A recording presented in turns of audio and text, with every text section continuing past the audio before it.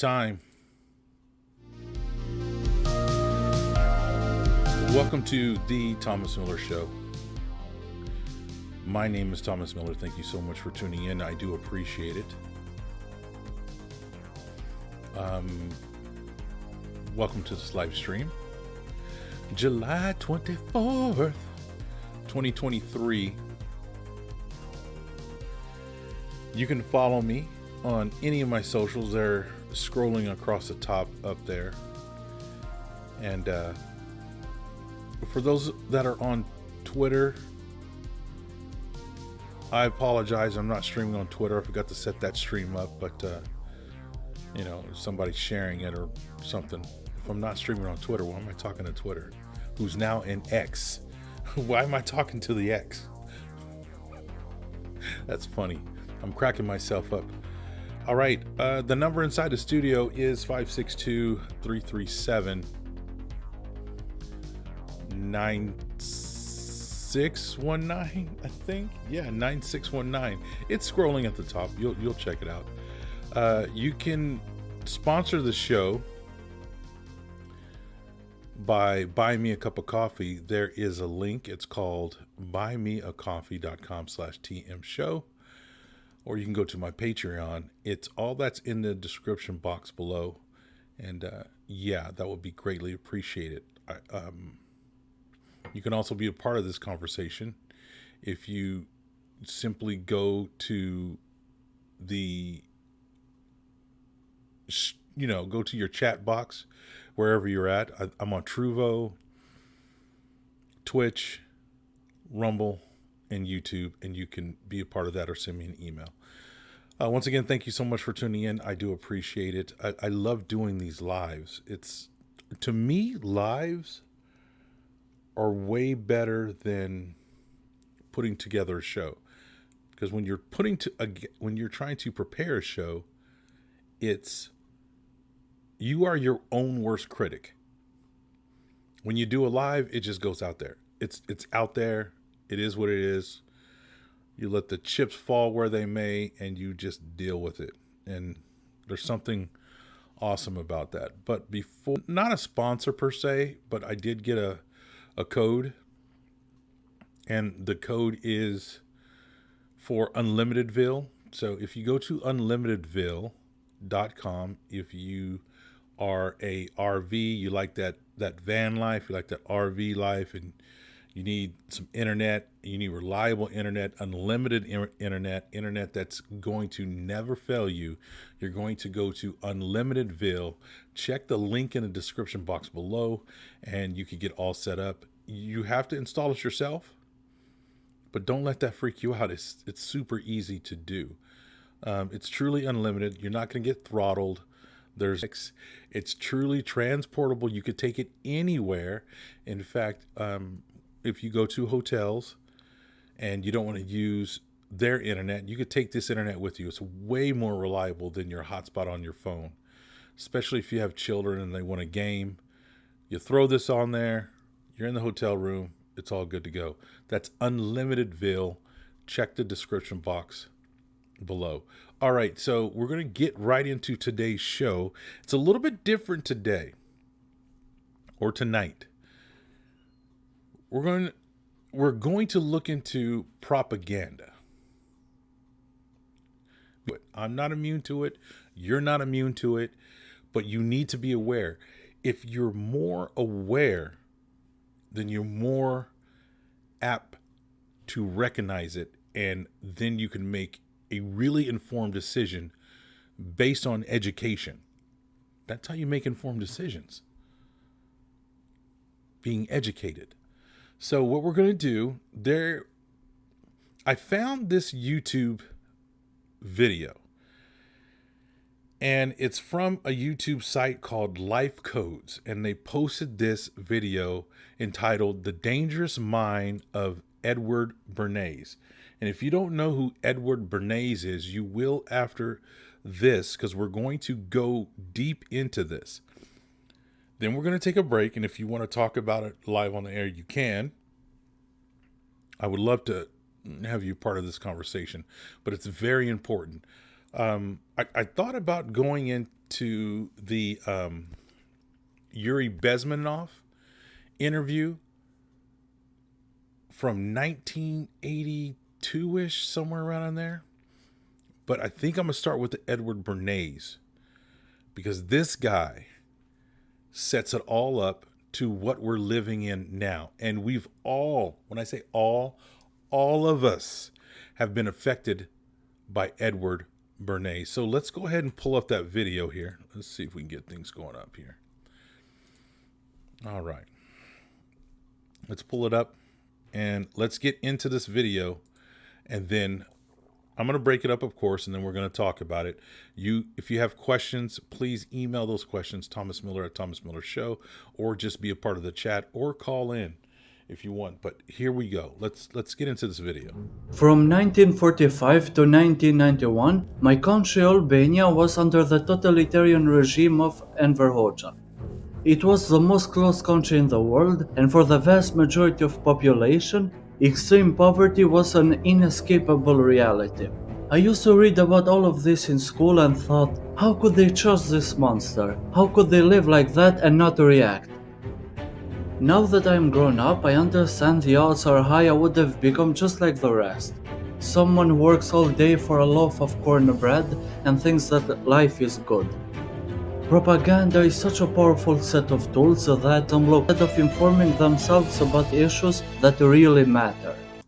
Okay, so I know there's a strong accent there, but that last part is really crucial to what's going on in America and, quite frankly, around the world today.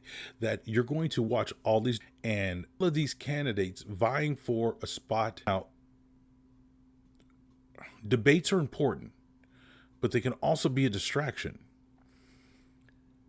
because Biden did what I'm doing right now. He got in front of a microphone, got in front of a camera, and you hear that he was down in the basement and he was running for president. He absolutely was. Whatever basement is, room, kitchen, whatever.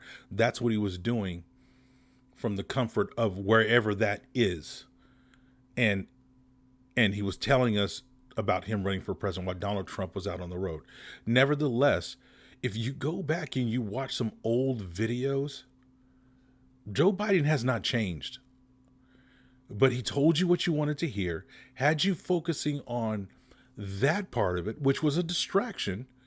Joe Biden wants to be safe. He wants you to be safe. So he's going to be safe, yada, yada, while all this other stuff is going on.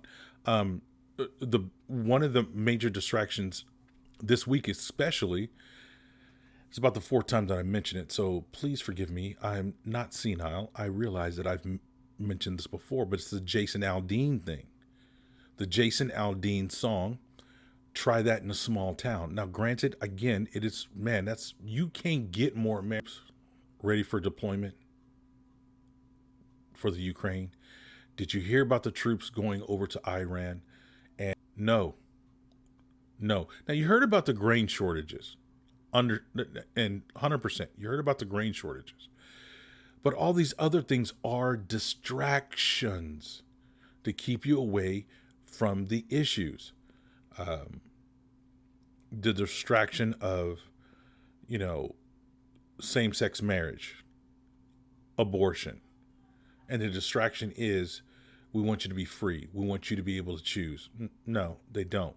They're taken away from the issues. The real issue is to tear down the core family. I don't apologize for upsetting someone right now, because this is the truth. They want to tear down the core family, remove fathers away from the household, remove the Holy Bible away from households. They don't want you to read the Word of God, because the Word of God goes in direct contradiction to where the world is going. They don't want you to read that. They want you to accept everyone. They want you to accept wrong as being right, and it is not. It is not. They want to indoctrinate your children. All this is systematic, and the end goal is to control you. So this is what propaganda is.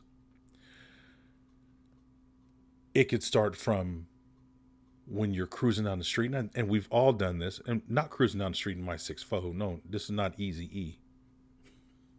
That's for my ghetto folk out there. Have you ever been driving down the street and you're not hungry, you're satisfied, you've eaten breakfast, yada yada yada, and then you see that McDonald's semi making a delivery to McDonald's, and you look at how well prepared that food is on the side of that semi. I mean, the vegetables look fresh. You got the hamburger looking like it's the bomb. You got the fries looking like they the bomb. You got the soda just with those beads of sweat on the side.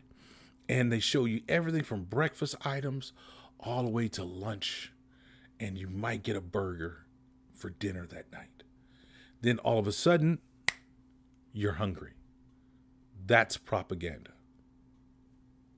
When you are at a movie theater and they make the suggestion, now most of us do it anyway, but say for instance you sit down and you're like, I'm not going to get popcorn today. I'm not going to get popcorn. I'm not going to get anything to drink. And then they tell you, make a run for the snack bar. You've got time. Go get the nice cold soda, the popcorn with the movie butter, and I act a fool with the movie butter. I really do. They messed up. They messed up when they let me get my own butter. Why they gonna do that? Why? Because I drench it with butter, put a little salt on it. I got more popcorn than I can humanly consume. And I only did that because I get a refill of popcorn that I will never get that refill for. But I want to have the option to get a refill. So I get that popcorn and then I sit down and eat it. That's propaganda. But anyway, let's get back to the video. We're going to get into propaganda more and its roots. And these are very important because once you understand what propaganda is, then you'll understand more what's on this show and the topics that we cover, as well as other shows that you may listen to. Oh, hang on. Hang on here. All right, hang on. Why did I do that? Anyway, let's go here. Now let's do this. All right, here we go. One of the pioneers of propaganda was Edward Bernays. Even though most people don't know him, he was one of the most influential people in the 20th century. If you were a powerful individual and you wanted to improve your image or sell more products, you died in 1991, leaving an arsenal of weapons of mass manipulation that are still being used today. 100%. That's why in this video 100%. He died in 1991, but he had already made his mark. This video is probably going to get into, because I can't remember. I've seen it once, but it's got a lot of good points. But one of his major campaigns, Edward Bernays, was back in the day. I'm talking about back in the day, women weren't allowed to smoke. It was just and truthfully, it's not just unladylike, it's unmanlike too. It's just a disgusting habit. It really is. But he was able to change the thinking of a country to make it okay for women to smoke, to make it for your sweet, innocent wife, mother of your children, your mom, your grandma, and he made it acceptable for them to smoke. Interesting. we're going to analyze the primary elements of public opinion and how people like Bernays use this hidden mechanism in such a way that when we realize what happened, it's too late. And 100%, it's too late. The damage has already been done. And this is why I was thinking about, I wanted to go with the Yuri Bezmenov video, but I'm going to change it up. And again, the reason why we're doing this tonight, because we're going to take a break from the news headlines tonight, and we're going to get into why these news headlines are actually out there. This is all propaganda, so you have to be aware. So when they tell you stuff, you have to listen, because they are telling you exactly what they want you to know or what they are going to do without telling you what they are going to do. It's powerful. They've destroyed lives. They've destroyed countries. They're destroying the family. They've almost systematically, when I say they, I'm talking about the elite. I'm talking about the elite. They have single-handedly or on their way to destroying the United States as we know it today. Let's continue. Oops. There we go. Let's start with the unconscious mind. According to Freud, the unconscious can influence our behavior even if we aren't aware of its influence. Like an iceberg, the most important part is the one you can't see. It contains all sorts of important information such as motives, feelings, and conflicts. It also contains primitive instincts such as the need for survival, sexual urges, tribal mentality, fears that again we are not aware of. So, and the iceberg analogy is so spot on, because it's true. When you look at an iceberg, you only see what's up top. You don't know what's going on underneath the surface. And this is what I want us to focus on. What's going on underneath the surface? So let's come back to the news headlines. So then when you see Russia attacking Ukraine and they're at war, and that's what you see, well, let's start looking of what's going on underneath or behind the scenes, or let's peek behind the veil and see what's going on, because I guarantee you there's more going on that you don't see. 100%. And society teaches us to hide or repress certain feelings and motivations because it might be inappropriate for other people. But it's still there. Still there. It's still there. You may not be aware of those things, but they are still there. It's that old saying, if a tree falls in a forest, does anyone hear it? Just because you hear it doesn't mean, just because you didn't hear it doesn't mean it didn't fall. You got to remember that. So be aware. And you can't be aware of everything. We're not all knowing, but you can train yourself to start paying attention. Really quick, my grandpa, my papa used to tell me that if you just be quiet, people will tell you everything about themselves without telling you about themselves. You just have to be perceptive and picking up what they're saying and getting the underlying tones, and they will tell you everything. Always try and be aware of what's going on underneath the surface. For example, you have seen politicians who speak rudely in public and they don't lose supporters. Quite the opposite, they gain even more support because he's expressing what those people truly feel.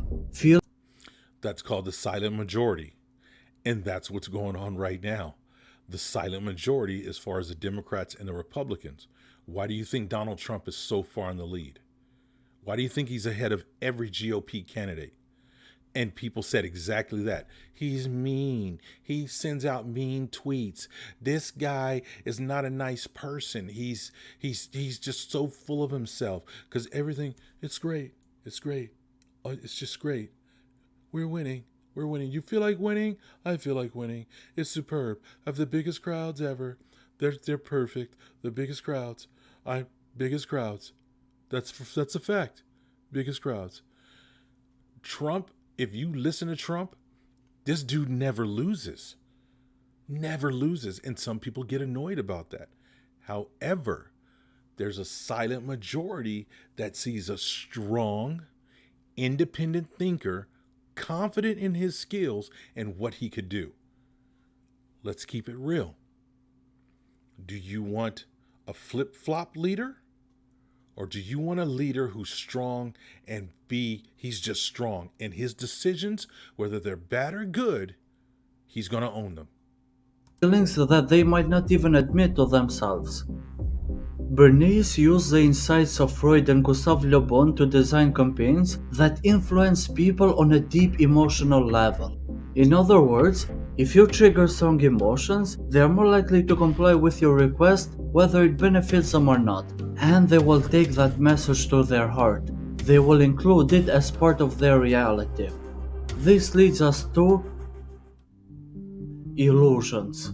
Oh boy, I can already tell this is going to be a good one because, and I'm sorry if you are on the left, but it is the truth.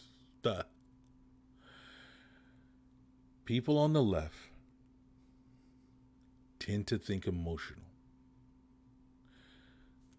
They don't think practical, logical, what's good for business, what's good for defense, what's good for the general welfare.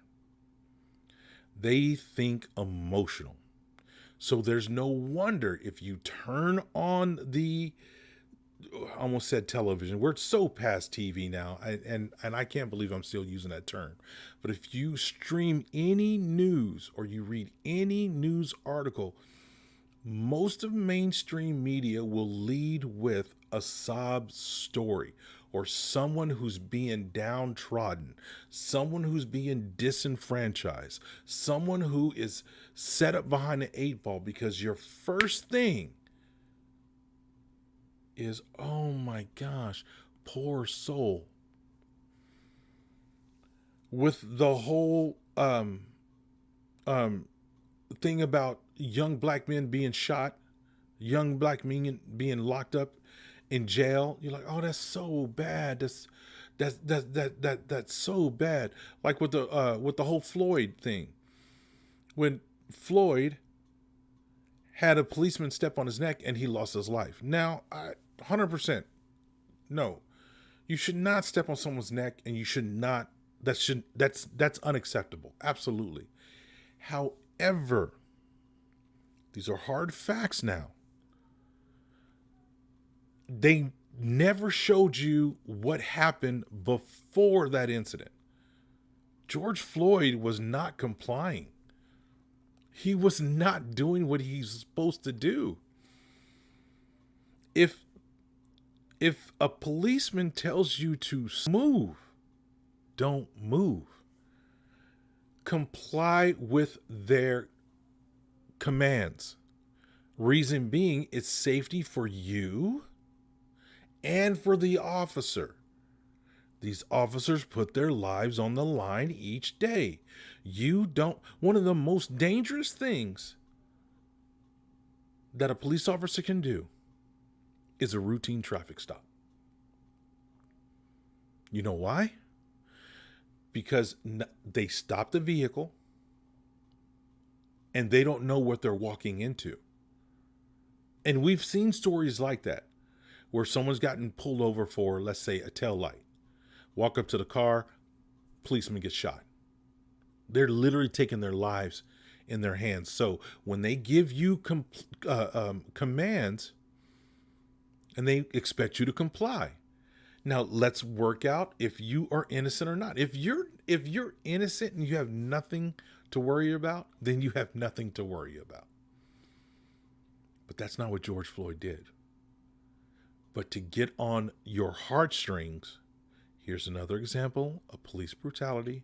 We're only going to show you what we want you to see, and that's it. In fact, while I want you to see this video before we go on, let me pull it up real quick. And this is quite amazing. It goes back to let me go big screen so you won't focus on this. Let me go big screen while I look at it. And it was on the Oprah Winfrey show. And Here we go. Let's see here. Up, here we go. All right. Give me a second here, and we're going to watch this little segment of the Oprah Winfrey Show. I covered this on my podcast, but for those who didn't watch the podcast, here we go. We're going to watch this part together, and you're going to see some things. You're going to see some things, and you're going to hear some things, and you're going to say, this is propaganda. And I want you to listen. Listen differently. Don't listen with your heart. If you can, don't listen with your heart. Listen with your ears. Oh, hang on. What's going on here? Let's see. What am I missing here? All right. Why isn't that going? That's crazy. All right, let me go here. Here. Why isn't it going? I see my audio. I'm hoping you guys can hear it, but all right, let me just. Oh, I know why. I didn't make the transition. I'm doing this by myself, guys. Bear with me. Okay, now we can hear it together. Here we go. This gentleman here just something. Mike Royko does a column in the Chicago paper, and Mike Royko said the same thing. I think the day after the writing, that if the jurors had seen, I'm paraphrasing, of course, the jurors had seen Rodney King as their brother or their father, the verdict perhaps would have been different. And you were saying what? The same thing? I was saying the same thing. Had it been his brother or father that got beat like that, Addressing the gentleman over there. he would have said something different. He would have said the jurors were wrong for giving that verdict because the police did it. It was on the video. So what else do you need to prove it? Right there. The police did it. It was on the video. What else do you need? That is classic propaganda. Show you what. Here it is. Here it is. Hey guys, it's on video. It's on video. Oh my gosh, that's appalling. Throw the book at them. Stick a pin in that. A lot of you people out there, you know what? I'm not going to say you people. What do you mean? What do you mean, you people? A charlatan. She is a puppet. She's one of the main contributors to propaganda. She has sold her soul years ago. That's why she's a billionaire. And this is real talk. This woman, if I digress for a minute, she will tell you there's multiple ways to the kingdom of heaven, which goes completely contradictory. It contradicts the Bible completely.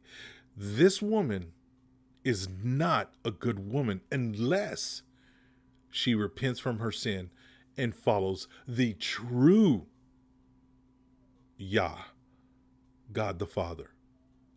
Anyway, I digressed. Let's go back to the video. To say what? I just want to say I'm for the verdict. I'm not condoning what the officers did. I think they got a little bit out of hand, of course. But listen. Okay, and she's saying, hey, I don't condone what they did. These dudes took it to the next level. Now, this was in 1992. This is a young lady at the time. So now she's probably in her 50s. And this is someone who's actually looked at the material and used her brain to say, look, I'm not going to just, there's something going on here. Listen to her explanation. Listen. Okay, I'm telling you, we did not see the first 60 seconds of that video. We did not. No. Did you? No, listen. The media. Quiet, Listen everybody. to me. Everybody. The media is our number one influencing agent. Man, and if you don't believe that, you have to open your eyes, because she had it 100% right, and it's true today. Mainstream media is the number one influencer. They will only show you what they want you to see. They will only tell you what they want you to know. And if you don't look and scratch the surface, you're going to fall for this propaganda. So we're going to finish out this point, then we'll go back to Edward Bernays. And that's all we saw was what the media decided to put up on that screen. Exactly. But what did they show? They just showed that first 21 seconds, and that was it. What else did we see? Were you guys at the trial? Did you see the evidence? That prosecuting attorney, that defense attorney got to choose. 100%. This young lady, I'm surprised, real talk, I'm surprised they didn't say, grab that lady, grab that young girl, get her to a university, reprogram her right away. She is scheduled for reprogramming because she goes against everything that we're trying to do. We're trying to keep the masses dumbed down, showing them only what we want to see, and she's putting a monkey wrench into this. But the programming is so deep. Listen to this response. What do you mean? That did not give them the cause to beat him. They would have killed him. I'm not condoning their behavior. I'm condoning the verdict. This has been going on the way verdict before was they showed it right. on the video. Ladies and The gentlemen, defense attorney and the prosecuting Ladies and attorney had a gentlemen. choice of what What do you jury mean? they decided to put up there. To cause him to get beat like that before you even seen it on the video. What did he do to justify And they're saying the he is beating not a like he dangerous got? man who drives Nothing. 80 miles per hour in a residential district. You know, and see, and the lady before, the black lady before was saying, well, what did he do to get beat like that? That's the question you should be asking yourself. You should be siding with this young lady. You know, you're right. What did he do? I'm not condoning, but what did he do? What's that Chris Rock stand-up when he's talking about O.J. Simpson killing Nicole Brown Simpson and like the other dude? He's saying, Chris Rock said, I'm not saying O.J. should have killed her, but I understand. It's the same thing. She's not saying the police should beat that man, but if you gotta see everything before the video, then you might understand. Not condoning, but you might understand. If someone, and let's use this example, because this is an example that I can give. If my wife and I were walking down the street and some, let's say 18-year-old kid just turned 18, and I'm in my 50s, I can still handle mine. You know, I can still, not for much longer, but I can still handle myself. And the 18-year-old kid harassing my wife, you know, touches her, talks to her inappropriately, and I start beating him, beating the living you-know-what out of him. And then someone with a cell phone captures just me beating the crap out of an 18-year-old, a newly 18-year-old, beating the holy crap out of him. And then that gets put up, and that's the only thing that gets put up.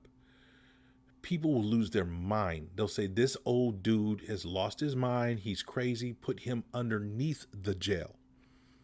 And then the footage of what happened comes out before.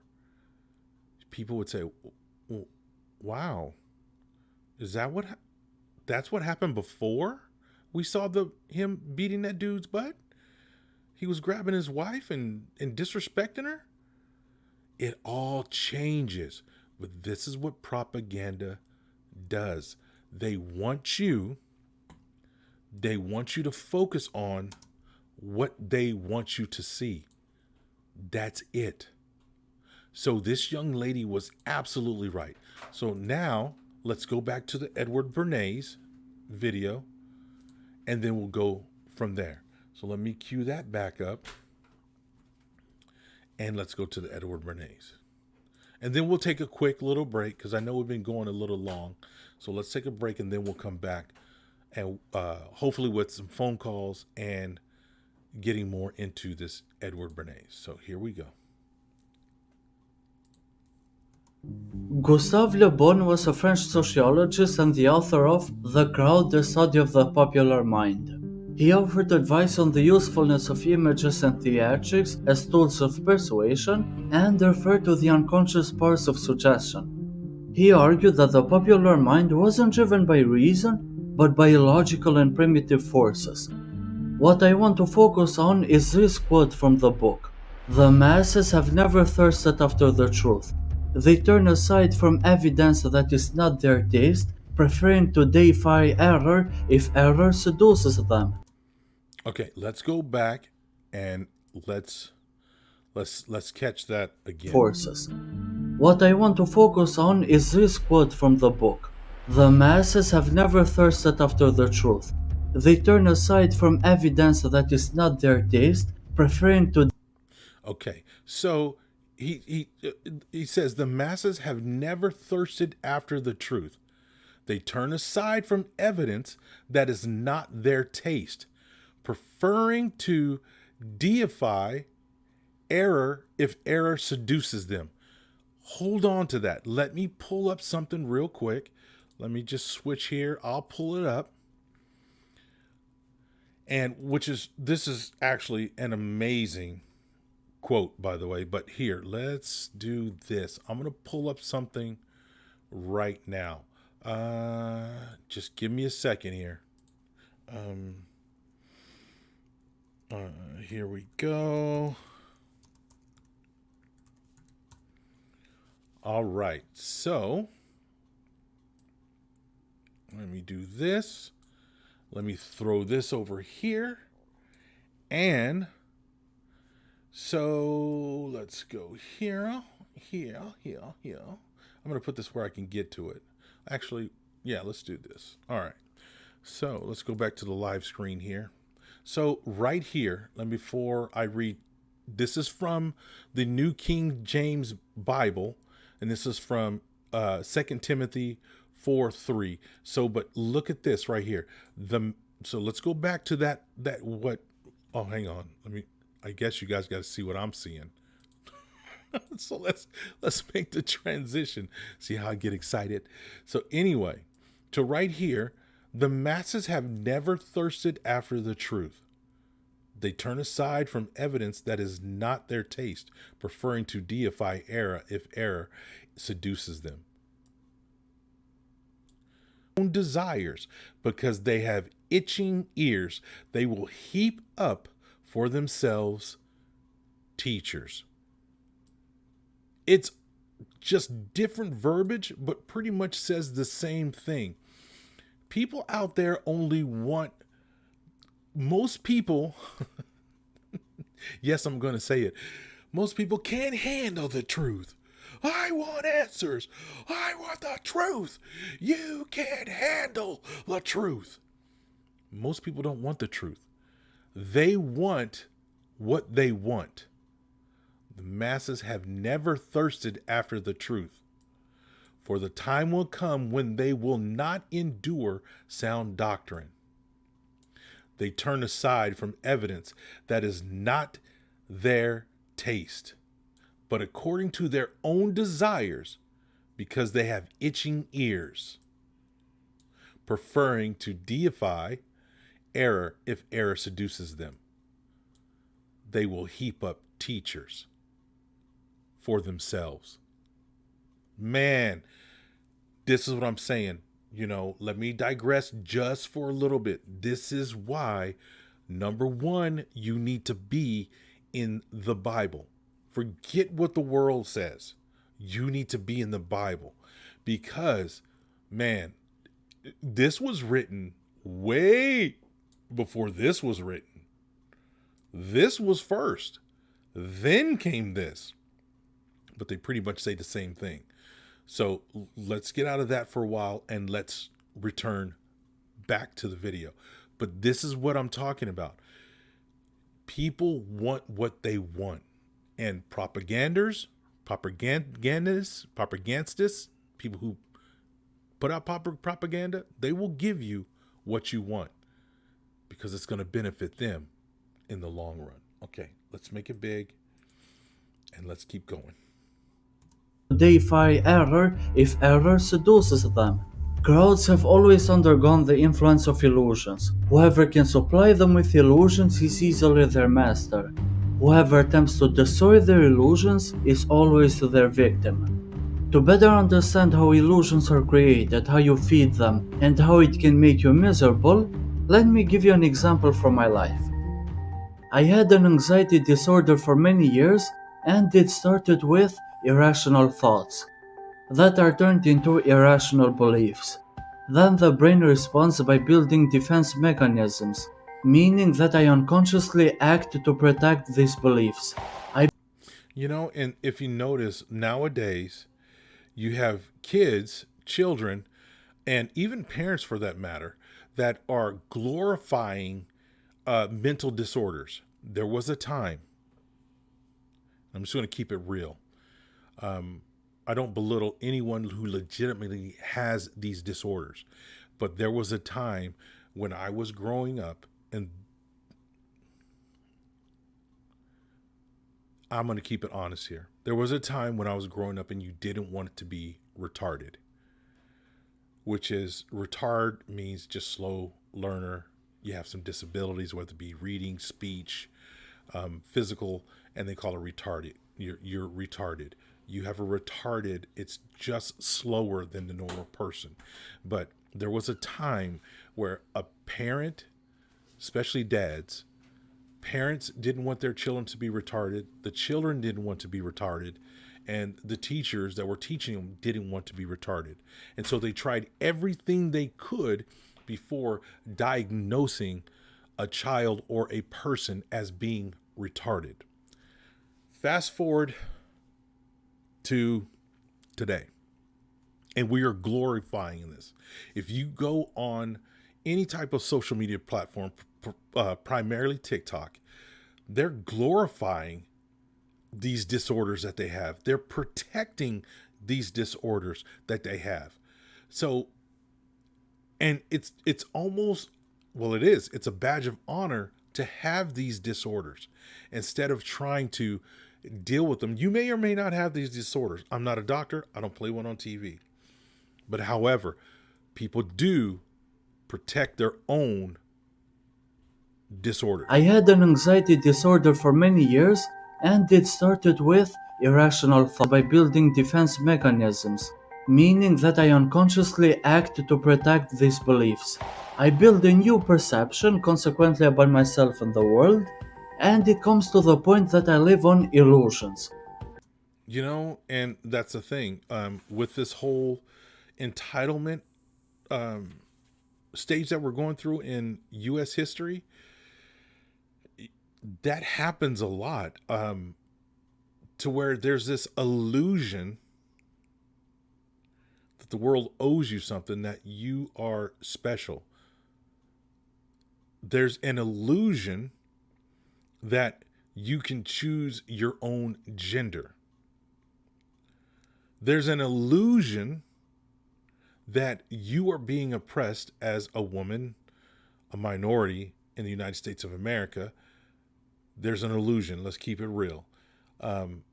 These are all illusions to protect your ailment, if you will, whether it be physical, mental, or spiritual ailment.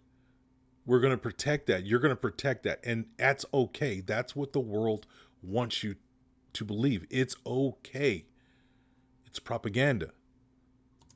The most disturbing thing is that I spend most of my time processing thoughts, and I don't act. It's like I'm in the middle of the ocean on a small boat, and there's no land in sight. I got into that situation because I accepted those thoughts and beliefs without questioning them. Basically, I indoctrinated myself. Even with the help of society. One of the biggest pushes right now is the LGBT, is the letters mafia. That is a travesty that is going on right now. And it's being pushed especially to children. And there's a reason for that, because I'm getting ahead of myself, but there's a reason for that. Put a pin in that and let's keep going. Eventually, I got tired of living in a constant state of suffering, and I decided to change. That's why I went to therapy, and session after session, she helped me think rationally, The defense mechanisms rose less and less, my perception changed, the illusion I had built fell, and I started to act. By acting, I saw that I was living my life based on illusion. Based on illusion, based on lies. Remember, for a time will come where they will not endure sound doctrine.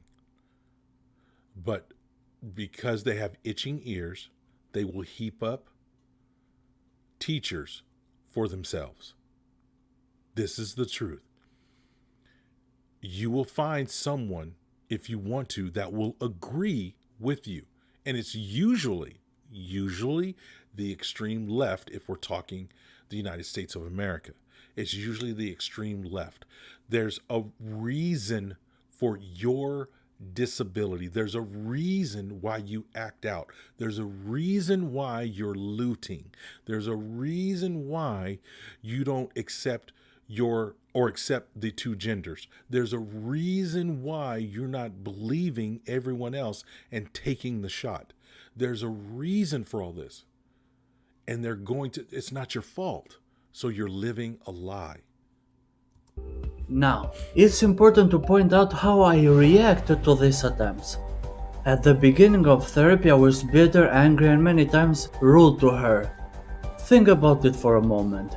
Even though those illusions I was holding on to were harmful and I desperately wanted to change, still it took a lot of work to break them.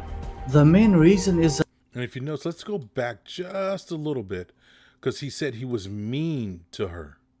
Let's go. Okay, here we go. I think that's a good spot. Now, it's important to point out how I reacted to these attempts. At the beginning of therapy, I was bitter, angry, and many times rude to her. And if you think about what's going on when we present sound doctrine, especially according to the Bible, sound doctrine to anyone on the left, man, they lash out. They will call you a homophobe, you are a fat phobe, you are a color phobe, you are racist, you are white supremacist, you are everything. And they have no problem with whatever your ailment is in a productive way. Think about it for a moment. Even though those illusions I was holding on to were harmful and I desperately wanted to change, still it took a lot of work to break them. The main reason is that living on illusions is easy, it's something we know. Even though we might feel miserable in that zone, we have learned to live with it. And one of the biggest examples is with the pharmaceutical company. Again, I have to reference Chris Rock when he says, you know who the biggest drug dealers are? The biggest drug dealer is the pharmaceutical companies. They don't want to cure nothing. They learned their lesson with polio, and they're pissed off about that. They want you to live with stuff. They will teach you how to live with it. Never cure it, how to live with it. Because ultimately, if they cure it, there's no money. The money's in a comeback. If they really cared about people, they would not give you propaganda. They will not condone your ailment. People would do everything they can to try to help you. But no, they want you to live with your illusion. And that's how they can control you, through propaganda. A similar thing is with the masses. They create illusions about certain situations or people, and if you feed their illusions, then they will accept you and you can influence them. But if you try to destroy their illusions, even for their benefit, you will face incredible resistance, to say the least. Okay, so far we have a general idea of how people get indoctrinated and how adamant they are to stay in that zone. Now we will get into more specific strategies on manipulating the masses. Okay, this is a very, very good place to stop for right now. So we're going to take a break. We're going to take a break because I have to go to the potty. You may have to go to the potty. I got to get something to drink. You may need to get something to drink, and then we will come back We're going to go into the power of symbols. This is monumental.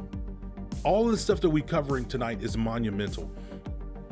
This is monumental because there's so much symbolism and symbols that go on within our society that we have no clue what they mean. You are tuned into the Thomas Miller Show. Remember, you can follow me on all my socials. You can do that. They are scrolling. They will be on the Be Right Back screen. When we come back, if you want to get in on this conversation, you can. The number is 562-337-9619. I had to take a look at it, but you can be a part of this conversation. It's a one-man show here. The only thing I ask is if you call in, please do not use these swear words because I will kick you off. And you got to be interesting, okay? So guys, go and grab something to drink. Go to the restroom. When we come back, we are going to get into symbolism. This is the Thomas Miller Show.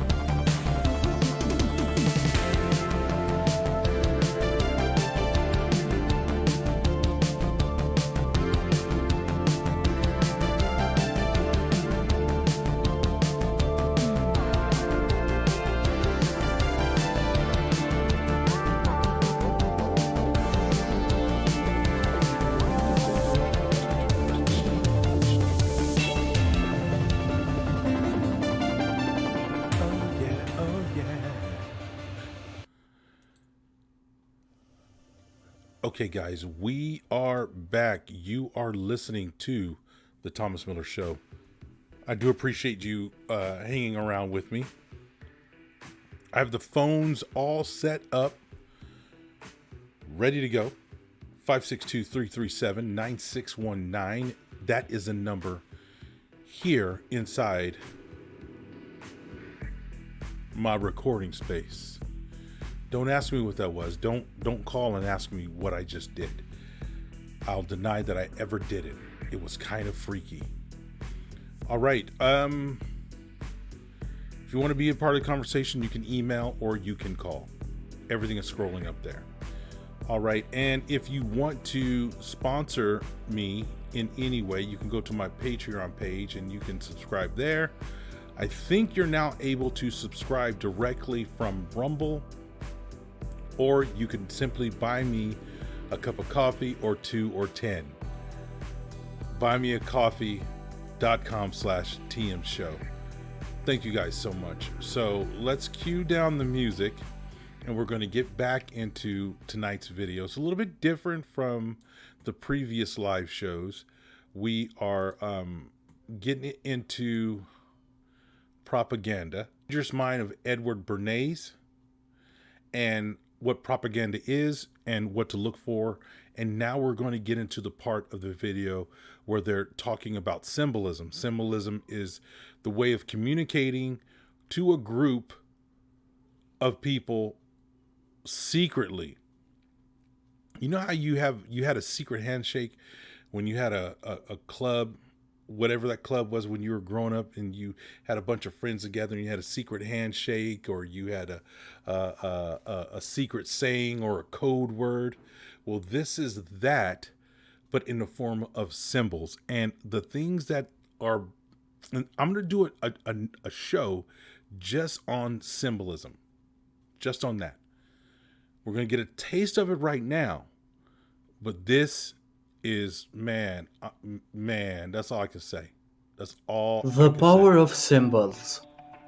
In 1929, George Hill, the president of American Tobacco, was in a meeting with Bernays and he was very upset. He was like, "We are losing 50% of the market because women are not smoking outdoors. We need..." Because at that time, in the 1920s, it was improper for a woman to smoke, especially outdoors where everyone could see. It was a disgusting habit. It wasn't ladylike. It was dirty. And for the most part, it's true. Smoking is gross. It's your teeth turn yellow, your breath stinks, and you don't want to kiss anyone, because it is true. If you were to ever kiss an ashtray, that's what kissing someone was like. Your clothes stink. It's just a bad, disgusting habit. And women at the time were not looked at in a very positive way if they were smoking. So let's go back and just back it up and let's start that section again. In 1929, George Hill, the president of American Tobacco, was in a meeting with Bernays and he was very upset. He was like, "We are losing 50% of the market because women are not smoking outdoors. We need to do something about it." Back then, it was acceptable for women to smoke at home, but women smoking in public were seen negatively. 100%. And Bernays wasn't sure how could they overcome this social taboo. So he paid a hefty fee to Dr. A. Brill, a psychoanalyst and disciple of Freud. Dr. Brill advised, "It is perfectly normal for women to want to smoke cigarettes. The emancipation of women has suppressed many of their feminine desires. More women now do the same work as men do. Many women bear no children. Those who do bear have fewer children. Feminine traits are masked. Cigarettes, which are equated with men, become torches of freedom." Torches of freedom. That phrase. Torches of freedom. And now look. Who always carries the torch of freedom? The Statue of Liberty. I'm going to let the video play. Inspired Bernays. He came up with the idea to send a group of prominent women lighting cigarettes on Fifth Avenue on Easter Sunday parade. He started by gathering a list of 30 social activists and asked his secretary Bertha Hunt to send them a telegram. She posed as a women's rights advocate trying to gather supporters for the Torches of Freedom campaign. On Easter Sunday, 10 young women marched down Fifth Avenue, and after the signal, they lit the cigarettes. Bernays notified the press beforehand that he had heard a group of activists were preparing to protest by lighting what they called Torches of Freedom. As Pat Jackson, a PR advisor, explains.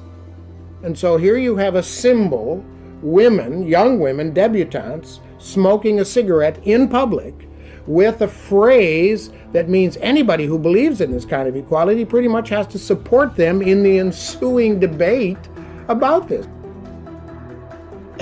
Yeah, do you see what they did? Edward, they had already contacted the press. I don't want to digress because, okay, let me just stop. Put a pin in that, Thomas. Don't even bring it up because you're going to digress. Anyway, he had already called the press. They had already planned this thing. They had already set it up. And they had to put it out there, Torches of Freedom. So if you didn't complete... Scripted. How should they look? How would they behave? Where would they go? But most importantly, Bernays took steps to conceal the fact that he and American Tobacco were behind this campaign. They were behind the whole thing. They hired these young ladies. They had them dress a certain part. They had them act a certain way. They were even given the signal when to light up. They had called the press or contacted the press. Hey, we got some women that are gonna have a protest, and they're going to light what, I don't know. They're calling these things Torches of Freedom. Do you want to see what the Torches of Freedom are? Then be here at this time, and then you'll see. He hid that Torches of Freedom was nothing more than a promotion for Lucky Strikes. Bernays' approach. In my opinion, a situation that fully captures Bernays' approach is this.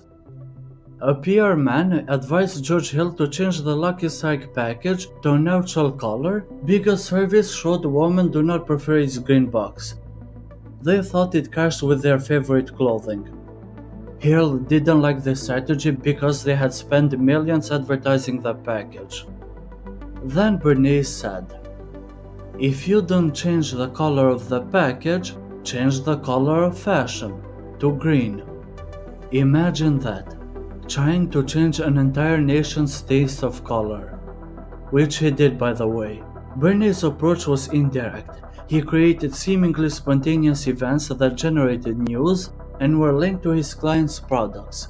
He didn't slap facts on your face about why buy a particular product.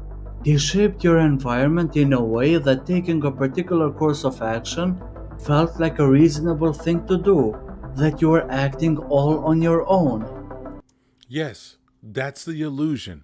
Is to say, hey, I am a free thinker when you're just going along with everyone else. Bernays was a master at this. In January 1991, President George H.W. Bush announced the start of Operation Desert Storm, a war against Iraq because they invaded and annexed Kuwait. 3 months earlier, a 15-year-old nurse named Naira gave this emotional testimony before Congress. I volunteered at the Al-Adan Hospital with 12 other women who wanted to help as well. While I was there, I saw the Iraqi soldiers come into the hospital with guns. They took the babies out of the incubators, and left the children to die on the cold floor. The media heavily shared her testimony. Even the president himself told the story. It shocked the US public to the core and convinced them to take military action against Iraq. The coalition of countries led by the US defeated Iraq within a month. 1 year after Desert Storm, it was found that the story of Naira was fabricated. In fact, she was the daughter of the Kuwaiti ambassador to the US, and the mastermind behind this campaign was the world's largest PR firm, Hill & Knowlton. See, and this is what we're saying. Now, Exactly. When you saw that, I remember that. I had graduated high school, and I was 3 years out of high school when that story happened. And at the time, very different person I was.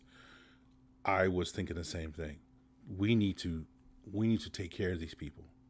We need to wipe them off the face of the earth. How dare they do this? And then it comes out that this was fabricated. They used our emotions to further a war or to further an agenda. Who got paid $11 million by the Kuwaiti government. Bernays, still working at the time, was not involved in this campaign, but he must have recognized it for what it was because they were using his strategy. First, exploit their emotions, in this case fear, anger and disgust. See? Second, build the narrative. Iraqi soldiers embody evil and Kuwait, a young democratic country, needs our help. Third, use a 15-year-old nurse to symbolize Kuwait's struggle. Hey, if you were to put together something, that's how you would do it. That's exactly how you do it. Because here's the thing. When people talk about the United States of America, they talk about people who are just bleeding hearts. We'll help anybody as long as they have a sob story. And that's the truth. Now, don't feel bad that you are like that. I think that you, myself, and other people like us, we want to do the right thing. However, we need to ask more questions. We need to ask more questions. Why? Was it?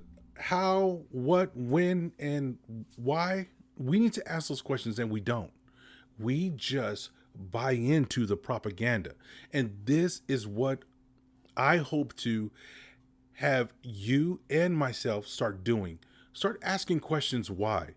I told you guys before about the friend of mine who's saying, hey, this Russia-Ukraine thing, we might need to ask some more questions.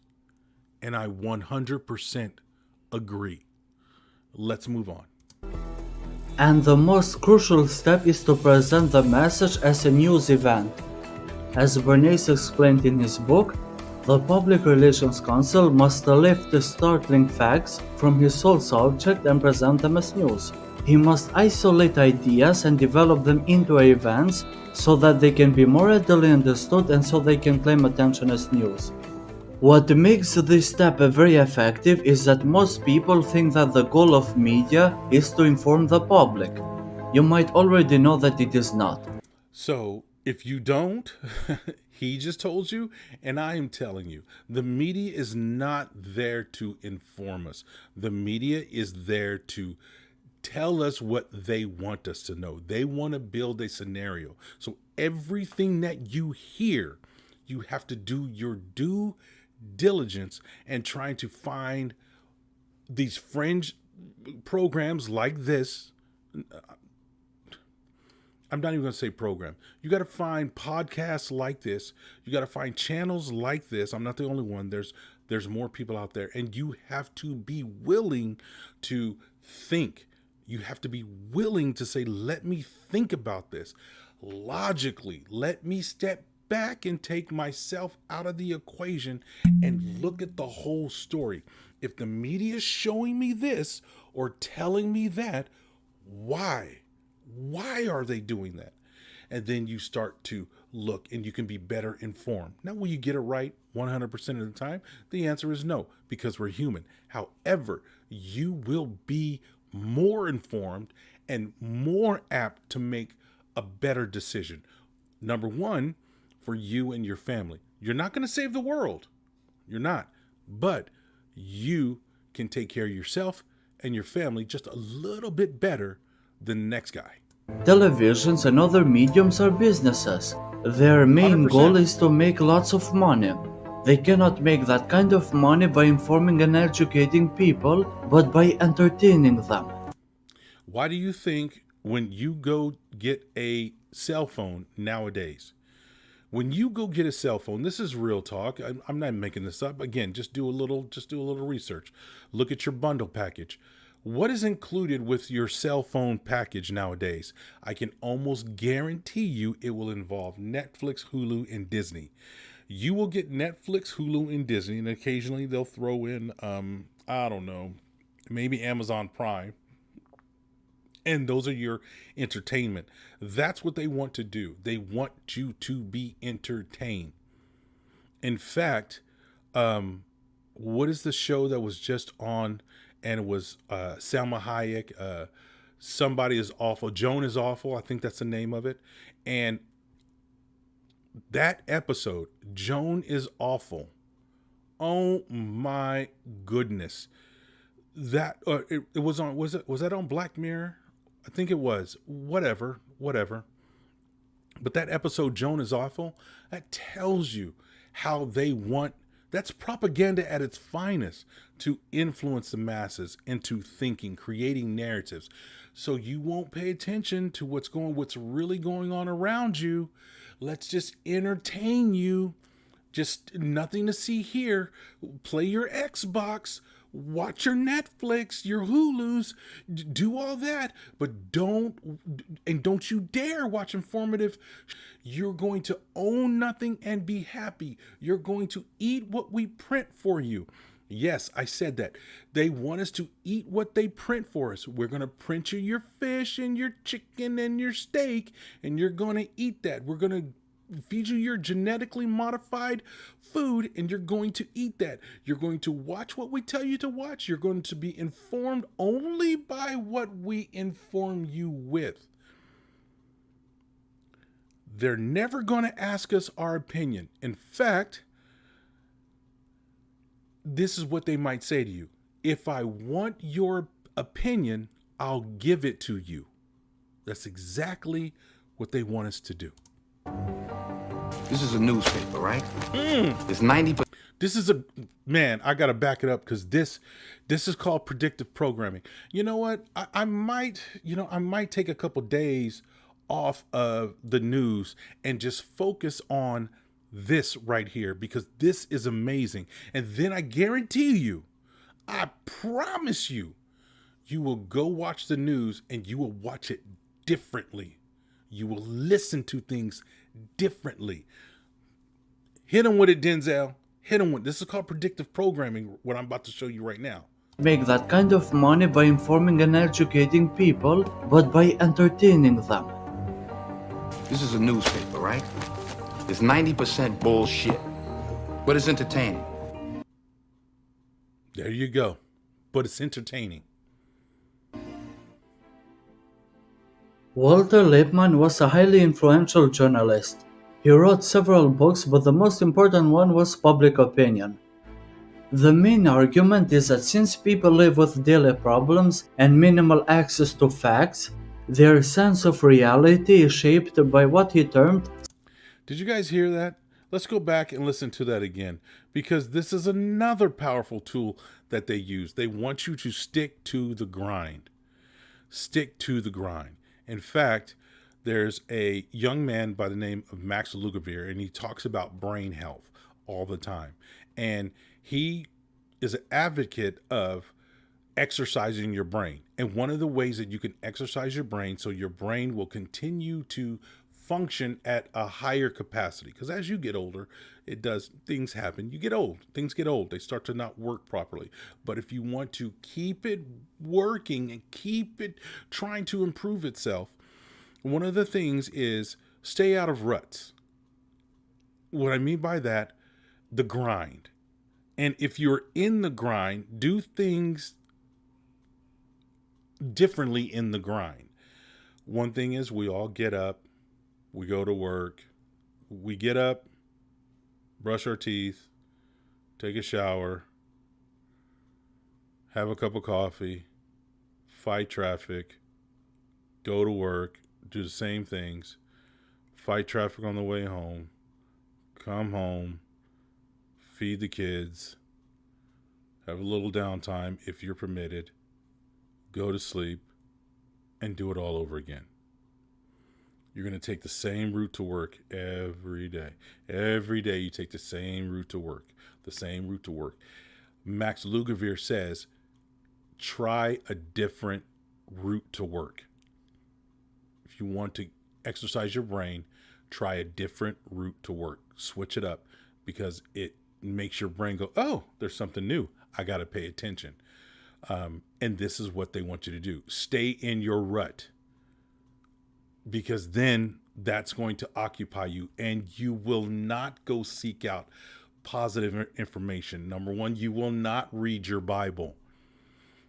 That's the theme of this show. If there's anything you get from this show, read your Bible every day. Read your Bible.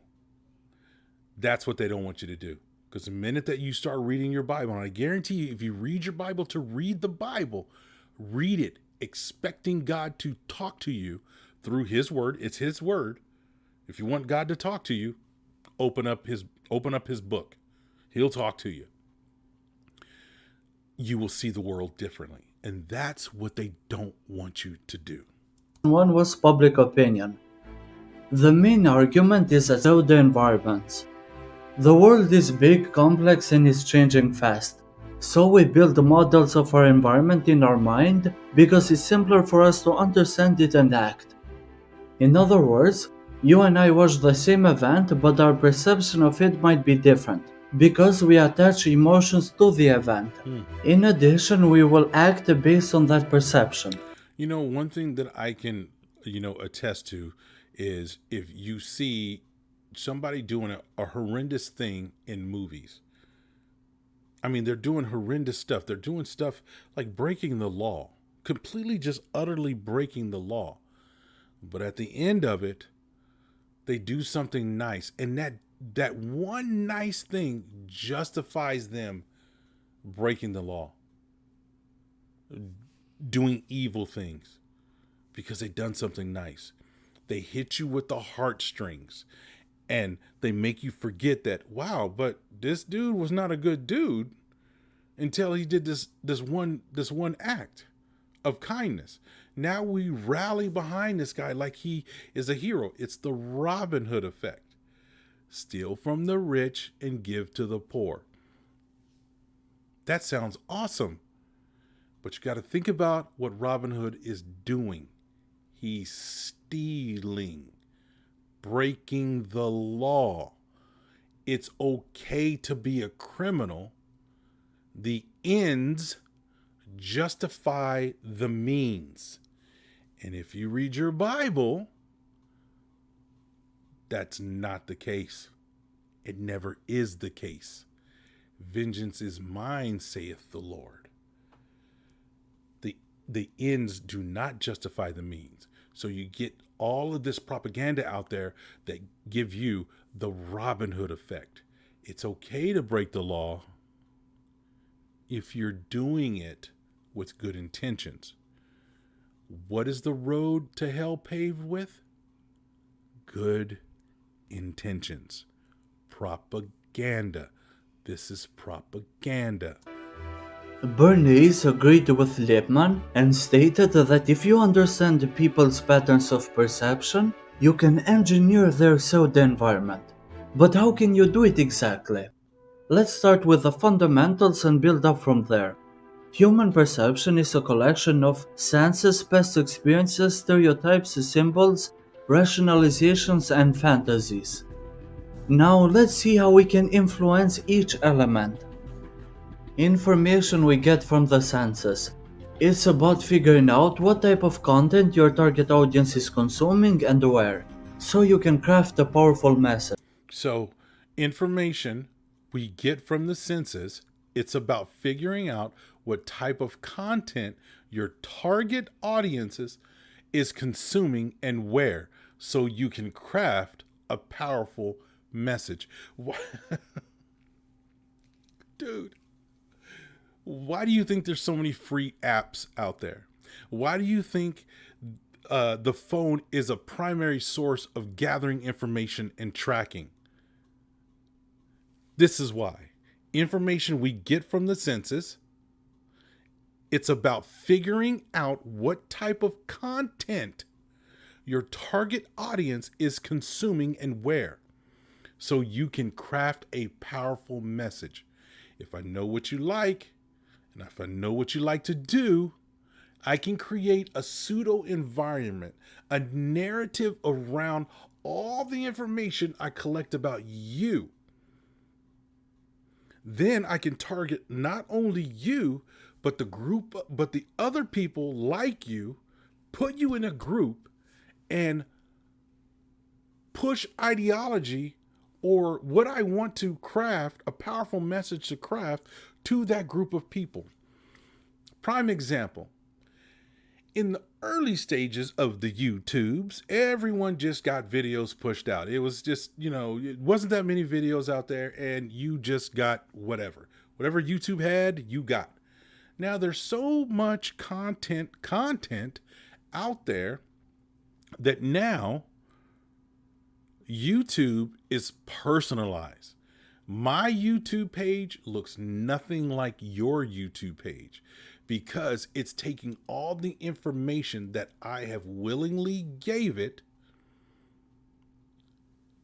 from me watching census, and it's figured out what type of content me, the target audience, is consuming and where. And it crafts my own output, my own algorithm. Everyone's YouTube is different. Everyone's Netflix is different. Everyone's Hulu is different. In fact, you get people so upset now that they get pissed off if you mess up their algorithms. You better not touch my YouTube. You're going to throw off all my algorithms. Now I'm going to get some videos I don't even want to watch. That's because, and now they can craft a powerful message according to the information that they gathered. Man, these people are evil geniuses. Feelings we have about past experiences. You might use a shocking event that happened in the past to make a point today. You can also use positive emotions. For example, Coca-Cola connects their product with the feeling of nostalgia. Stereotypes. According to Lippmann, stereotypes are a distorted picture or image in a person's mind, not based on personal experience, but derived culturally. We accept them as mental shortcuts in order to minimize effort of thought and defend our position in society. The pattern of stereotypes largely determines what group of facts we shall see and in what light we shall see them. Symbols. You take an idea and connect it to a symbol. All of these, and it's called, a lot of people call it branding, but he's right. These are symbols. It's now gotten to the point, like, number one, look up here. Where's my cursor? Right there. I don't even need to tell 99% of people what product can you buy from this place right here that I'm circling. People are like, dang, Thomas, that's stupid. That's gas. Same here. If Chevron was not there and you just saw that, Chevron, these are powerful symbols. And this is what they use. I'm surprised, the Nike swoosh. That's probably the most iconic. Here's one. Look, right here, Bank of America. We know what that is. These are symbols, but this one is the most prominent in this bunch right here that I see, because there's no words attached to it. It's just a Shell, and that's Shell gas station. I can get gas and maybe something cold to drink if I see that. I don't even need to know how to read. That's how effective symbolism is. All I need to know is, I can get some gas there. I can get some oil. I can get something to eat. I might be able to get a stale ham and cheese sandwich there. Symbols. Something that makes sense to most people. Rationalizations. People decide on emotion and justify with logic. Fantasies. What are people's wildest dreams, and how can you craft a story that promises to turn their fantasies into reality? And this is going to be prominent. This is their newest frontier. and it's going to come in the form of virtual reality. And I'm not talking about the virtual reality that you know now. I'm talking about deep immersion into virtual reality. This is going to be, because whatever people's wildest dreams, and how can you craft a story that promises to turn their fantasies into reality? That is virtual reality, VR, deep submersion. I promise you, you can take this to the bank. Deep subversion into virtual reality will be a very thing in the very near future. These elements give you an idea of how people perceive the world. It also allows you to go deeper in understanding how they really feel. Because here's the deal. Politicians and corporations do not create feelings and desires out of thin air. They really don't. They do all this data collection through your phone, through Google, through Twitter, through Facebook. Facebook's a powerful one. Google's a powerful one. And they get all this information so they can craft these scenarios. They can craft these pseudo environments. And they can make you focus on things so they can achieve another agenda. Even in today's world where we have tremendous access to information, it is very difficult to separate the truth from lies. I hope that by understanding how the propaganda machine works, you will reduce its damage on you. Of course, to a certain degree. You want to be able to prevent morons from being elected, but you can prevent them being manipulated by the likes of tobacco, liquor, and fast food corporations. Thank you very much for watching. See you. You know what? Thank you so much for creating this video. All right, so that's going to do it right there. I think this is a good place to stop for tonight. So that's what we're going to do. Well, I don't want to turn on my light. I really don't. And I'm losing light. I'm using natural light. So let's go big. Let's go big or go home. Well, we're going to go home. So yeah, I'm losing light. I'm looking weird. That's okay. Tomorrow we're going to come back and we're going to get into the Yuri Bezmenov part of this, and we'll talk more about that. I always look forward to your phone calls, so I can't wait till we start getting live phone calls. Remember, if you want to help me out, first thing you need to do is subscribe to the channel or follow the channel. That'll help my algorithms. Yeah. And then you'll be able to get notified when I go live. And that's going to be the primary way of communicating to you. I can confidently say going live is going to be the most effective way. Thank you for watching this channel. Remember to subscribe. Follow me on all my socials. And if you would like, buy me a cup of coffee. Go to buymeacoffee.com/TM show and help me out there. You can also do that at Patreon. I am setting up a new exclusive Zoom forum so we can really get down and talk together. And it's going to be by invite only. It will not be aired. It's only for those people who follow me and sponsor me on Patreon. Guys, thank you so much. I do appreciate you coming and watching. There's a lot out there. Trust me, there's a lot out there. So, you know, I do appreciate you taking the time out of your day and watching me. All right, guys, take care of yourselves. I'm out of here. Now that you know what propaganda looks like, do yourselves a favor. Start unplugging. Start unplugging. Get out of the matrix. All right, guys, take care of yourselves. I'm out of here. Bye.